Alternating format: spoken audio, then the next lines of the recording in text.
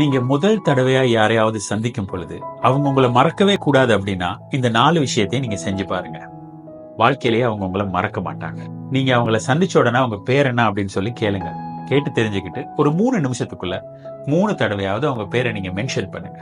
அப்ப என்ன நடக்கும்னா, நீங்க அவங்க மூளையில பதிவாகிடுவீங்க. அதாவது அவங்க எண்ணத்துல இவர் என்னைய மறக்கல அப்படின்னு சொல்லி அவங்க என்ன துவங்கிடுவாங்க. அடுத்ததா அவங்களோட ஹாபிஸ் என்ன, அவங்களுக்கு ரொம்ப இன்ட்ரெஸ்டான விஷயம் என்ன, ரைட்? எனக்கு இந்த கலர் பிடிக்கும், உங்களுக்கு என்ன கலர் பிடிக்கும், இந்த மாதிரியான சில விஷயங்களை பேசும் பொழுது அந்த கன்வர்சேஷன் வந்து இன்னும் கொஞ்சம் டீப்பா ஒரு பாண்டை உருவாக்கும். ஸோ நீங்க எங்க இருந்தாலும் கூட அவங்க இல்லை, நீங்க ஒரு கூட்டத்தில் இருந்தா கூட இன்னொரு நாள்ல அவங்க உங்களை சந்திக்கும் பொழுது தேடி வந்து உங்களை பேசுவாங்க ஹாய் அப்படின்னு சொல்லிட்டு. வீட்டுல போய் உங்களை மறக்க மாட்டாங்க. ஸோ இந்த அளவுக்கு நீங்க அவங்கள பதிவாகிடுவீங்க. இப்ப அவங்களுக்கு பிடிச்ச விஷயம் என்னன்னு சொல்லி உங்களுக்கு நல்லாவே தெரியும்.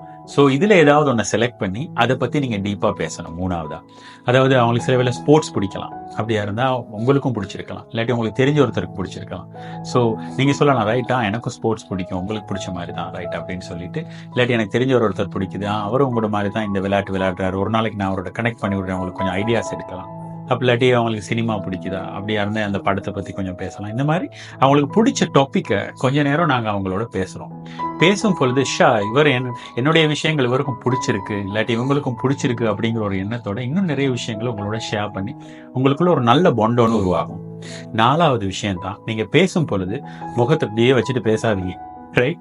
தாங்க முடியாம இருக்கும், ரைட்? இது என்ன அவர் ரொம்ப ஸ்டபனான ஆளா இருக்காரு அப்படின்னு சொல்லி அவங்க சும்மா கெஸ் பண்ணி கொள்வாங்க. ஆனா நீங்க ஒரு சின்ன ஸ்மைல் ஒன்று, குட்டி ஸ்மைல், ரைட்? குட்டி ஸ்மைல் ஒன்று போட்டுக்கிட்டே அவங்களோட இங்க பேசுங்க. இதெல்லாம் செஞ்சு பாருங்க. வாழ்க்கையிலேயே அவங்க உங்களை மறக்க மாட்டாங்க. உங்களுக்கு ஒரு நல்ல ஃப்ரெண்ட் கிடைப்பாங்க, ரைட்? ஓகே, பாய்.